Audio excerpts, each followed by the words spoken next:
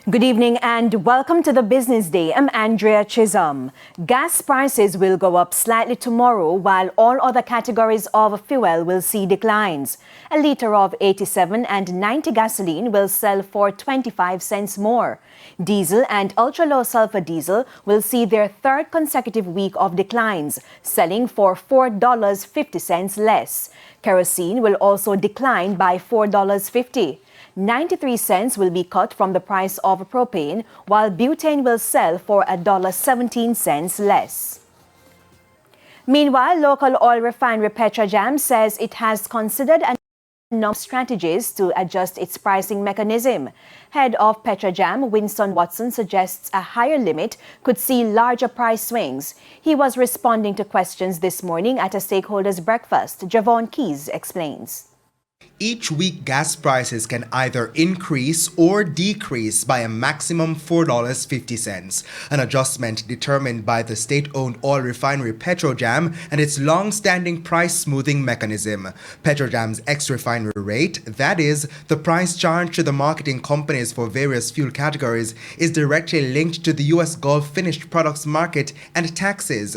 PETROJAM explains that even if prices go up beyond $4.50, that's the most it can pass on to consumers, and the same goes for declines. Stakeholders, however, question whether PETROJAM could increase the maximum sum that can be removed from the market prices when they go down. Managing Director of PETROJAM, Winston Watson, says that could cause major volatility. Yes, we could move it to $8. We could move it to $10.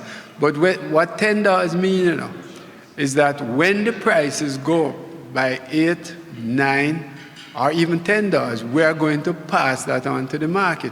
Likewise, when it comes down, we're going to pass on the $10. A part of that $4.50 is what we can manage as well from a cash flow standpoint, because when you subsidize it, then it means we are giving up income. He also says Jamaica has considered movements in the cost of fuel in tandem with the global finished products market instead of the once every 7 days price, which means the cost of fuel could change multiple times a day, a dynamic Mr. Watson says could be difficult for consumers to handle.